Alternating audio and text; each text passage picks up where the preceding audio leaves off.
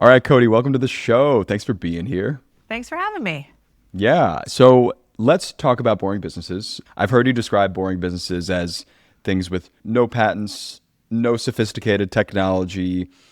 Can you talk about what a boring business is to you and what the advantage is for buyers of a boring business? To me, a boring business is one that's simple, repeatable, and overlooked, but kind of quietly prints cash while everybody else is out chasing some cash burning shiny object. And so I think about it like it's the roofing company that you pay for, but you don't really think of as a business that you would want to run. It's the landscaping company, it's the laundromats, it's the car washes. They're not so boring, but they are very overlooked and often profitable. Yeah, things that have everyday use by people, things that have consistent business coming in. I know you've purchased many businesses. Is there a particular one that you could tell us about that you've acquired that turned out to be surprisingly profitable, and what was it? Did you not think it would be at this beginning? The one that I like to highlight is my first real deal, which was a laundromat. And the reason why was because I think it's accessible to everybody. We all understand what a laundromat does. I think most people, if you are business minded, can run a laundromat, and they're not that expensive to buy. The first one I bought it for about $100,000, and it made about $67,000 in profit, which people are either on two sides about. They're like, one, why would anybody sell anything for $100K that's making $67K? That's crazy. That's such a great deal. And then other people go, that's an awful deal. You're only buying something that makes $67,000. That must mean you have a really low paying job. And both those things can kind of be true. If I had stopped at that one laundromat, it would have been a nice side hustle. It would have made me more than the average series of 5 to 6 single family homes in the US. And nobody gets upset when you buy a single family home. They're like, okay, that's normal.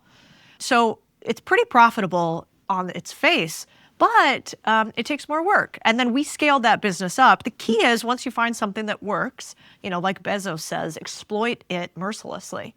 And so I realized, wow, this works. Well, what happens if we buy 2, 3, 4, 5, 6 and scale up to a bunch of laundromats? And then eventually we sold some to strategics. And so that was one of the first deals that I did. But don't get me wrong. We also have, one of the other deals that I did, we bought outsourced VAs, basically, essentially. And that business, they cooked the books. There was total fraud. We lost a couple $100K on that deal. And so there's two sides of the coin to everything. But I like boring businesses because they're a lot easier to analyze, in my opinion, to see if the numbers are real.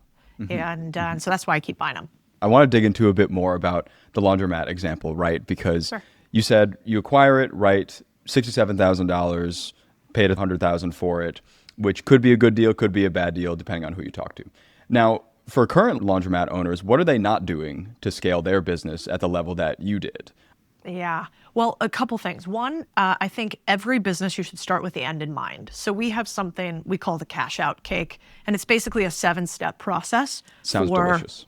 Exactly. For what you want to do to sell your business for more. And we keep it really simple. And I put some of it in the book, and then there's a lot more detail in it. But I like things that are so simple you can explain it to grandma, because I think if you can do that, then you can have your team repeat it without you constantly repeating. So I literally do it in the style of a cake. Oh my God, amazing. And there's 7 steps, which is basically we want to have a clean P&L. We want to have systems and processes. We want to have consistent cash flow and repeating cash flow in the business. We want to have a team with management in place so that you are not the only one running the business.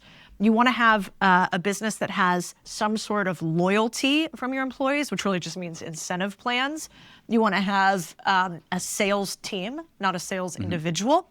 And then you want diversification of cash flow, which we call eggs in one basket. And so I think of each of these things like an ingredient where if you put them inside of your business, you come out with this sort of cash cake.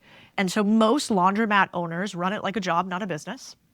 They do not have an operating system. That's first and foremost. The most successful businesses in the world run on operating systems. Most entrepreneurs cannot tell you how they operate their business in one sentence. And then their team can certainly not repeat it. And so we put all of our businesses on something we called the COS, the Contrarian Operating System. And I learned that from Vista, one of the best private equity funds in the world who buy businesses, because I want to repeat the success in a very repeatable business.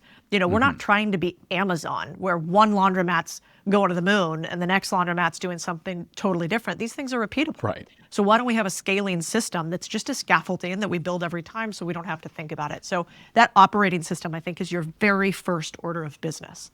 If you got on a plane and even the best airline pilot in the world didn't go through a checklist, you'd be like, I don't love that for me. Can you go ahead and can you check all of this off? And yet we run businesses sometimes with multi-millions without an operating system. And so one of the things we've realized after teaching thousands of people how to buy businesses is we have to start teaching them how to integrate operating systems, because then you can have a business on a job. Your operating system teaches you everything. It teaches you how to hire people. It teaches you how to onboard them. It teaches you how to do your pricing. And if you do it right, you only have to do it once. Here's what blows my mind. Most people are sitting around waiting for their boss to give them a raise, while millionaires are building income streams in their spare time. Entrepreneur and creator Marina McGilko cracked the code on this.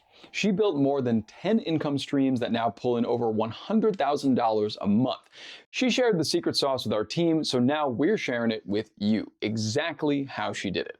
This guide gives you practical step-by-step strategies you can actually implement. So just pick just one income stream from her guide and watch what happens. Stop what you're doing right now and grab it in the show notes 6 months from now, and you'll be glad you did. You're talking about operating systems, very valuable. I wanted to get into other things that you would do in maybe your first 90 days. What's the playbook look like? You acquire a business. How do you get started? You implement some awesome operating systems. What else do you do? Yeah, so we have 3 phases for the first 90 days. So the first phase is called transfer and transition. So what you really want to do is you want to set up immediate wins, like making sure all your employees are on board, doing a 30-minute financial health audit, adding some common SOPs and processes across the business by just transitioning everything that they were doing previously. That's really day 1, day 2, day 3. Week 1 is you're really learning the business. So how do you have an observation log with everything that you've learned inside of the business overall? What do your customers look like? Weeks 2 through 6 are deep dive. So that's like financials, team, operations. Phase 2 is stabilize and systematize, which means we want to strengthen the core of the business.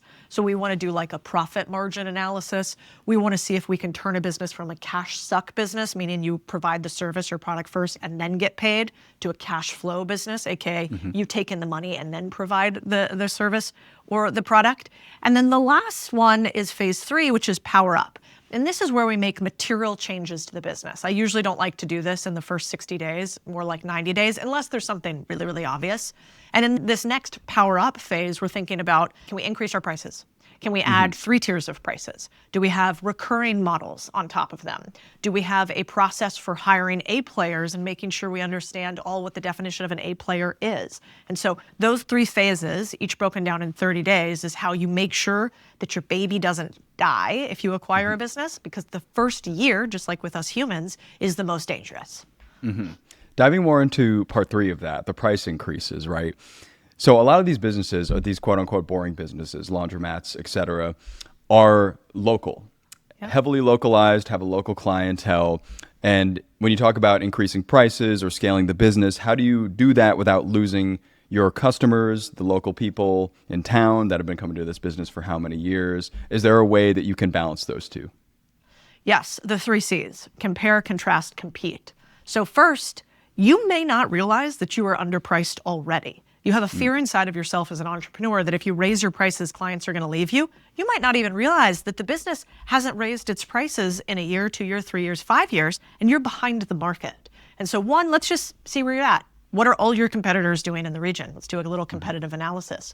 Then we want to contrast. So I don't want to be the low-cost provider unless I'm going to do massive scale and be Walmart, right? It's actually very hard to provide services for the bottom. You have to be an incredibly good operator over time. And so I want to contrast our services. We're cleaner, we're safer, we follow up, we have, better customer service. whatever the case may be. So I want to think about what are my differentiators, and then I want to highlight those.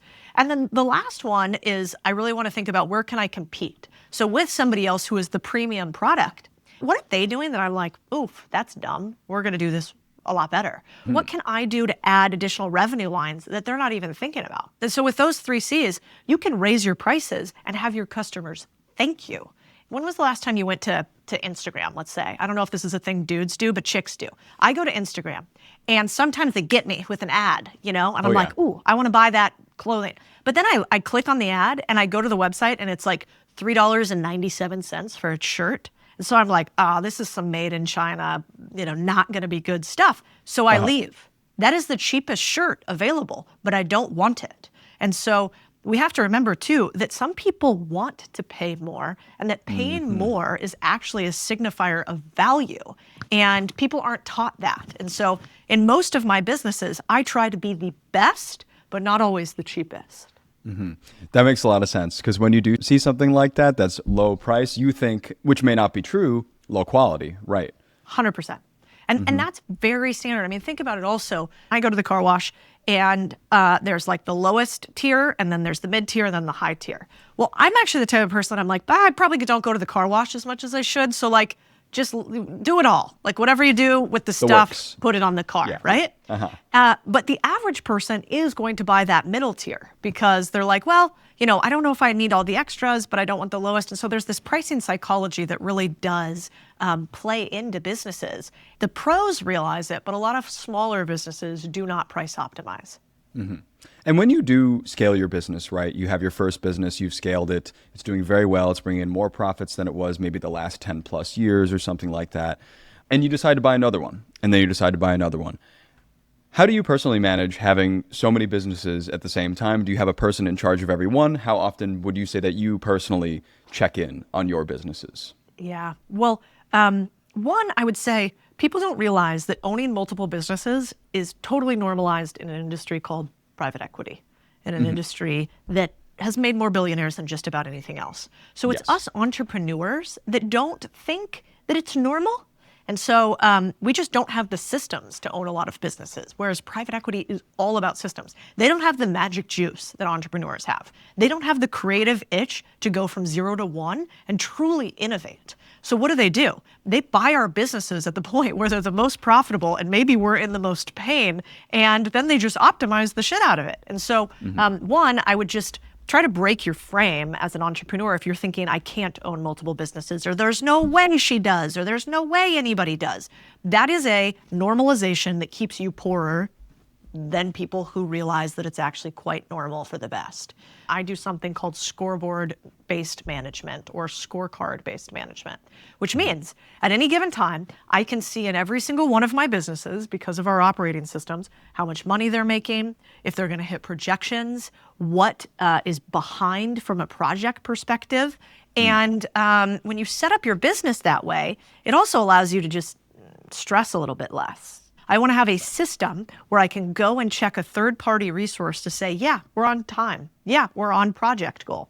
And so that is the goal. One, hire great people. Don't bark for them. Two, have a scorecard-based management system where you don't have to have 3-hour-long one-on-ones. You don't even have to have one-on-ones with most of your employees. You can look at the scorecard. If anything's wrong, you call them about it. It has taken me a long time to get there. I still want to perfect many of our systems. I don't think they're perfect, but man, my life has changed from realizing that there are incredible people who just don't want to take the pure risk of entrepreneurship that you can give a portion of your business to or give incredible salary to, and they'll run it for you. Totally. And, you've invested in so many kinds of companies from across the board, laundromats, cannabis, kind of you name it.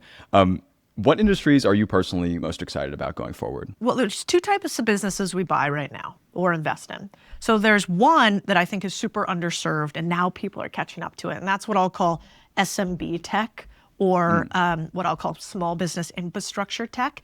And so we have a venture capital fund, Contrarian Thinking Capital. And basically our entire thesis was, wait a second, we own all these laundromats, we own car washes. The software that runs them is bad because it's pen and paper. And so what would happen if we increase the margin with niche tech tools, and it's by investing in the tech that powers small business. Now, why is it interesting now? Because before, it was my dad running these businesses, right? 66 plus. Right. If I go, Dad, the thing is, I got a great CRM, I got a payments purchaser that's going to lock right in. It's going to go all to your iPhone. He's like, no. But now we're transitioning to the next generation, and they are starting to use the tools. And so I think this will accelerate. It's our thesis for Fund 2. So that's one of my favorite. And then on the other side, we invested in companies like Resi Brands, which I have some hats behind me, but you can't see them up here, which is like Pink's Window Cleaning, That One Painting Company, Monty's Handyman Company. And these companies are service-based businesses. Here's the kicker. We believe that trade jobs and service-based jobs have massive dignity in them. And just because vibe marketing and SaaS is really sexy on Twitter, I can pretty much guarantee you one thing. There will be more millionaires made with boring everyday businesses over the next 10 years than there will with AI tools and vibe marketing. Bezos talked about this too. He felt the same way with e-commerce. He was like, there is massive advantage to first movers and to the big guys. You either have to be really small if you're going to be in e-commerce, or you got to be huge, because the middle is a death zone. And that is true with internet businesses, because scale is democratized. Anybody can eat a portion of your pie. It's really hard to eat a portion of my pie in Lubbock, Texas, when I have a window cleaning company. And so I believe that these businesses will continue to make more millionaires, as the data seems to have proven that they did the last 20 years. Mm-hmm. Yeah, the things that work every day, people need everywhere, all over the country and all over the world. So seems pretty tried and true to me. But Codie, thank you so much for taking the time to chat with me today. It's been a real pleasure, and I hope you have a wonderful rest of your day. Yay, thanks. Hopefully it was useful. Yeah, 100%. Okay, that's going to do it for us today, everybody. Thanks for tuning into the Hustle Daily Show. We're a proud part of HubSpot Media. Our editor is Robert Hartwig, and our executive producer is Darren Clark. We've got a ton more tech and business coverage in our newsletter. If you're not subscribed, go sign up at thehustle.co/email and follow us on Instagram at thehustledaily. We'll catch you later.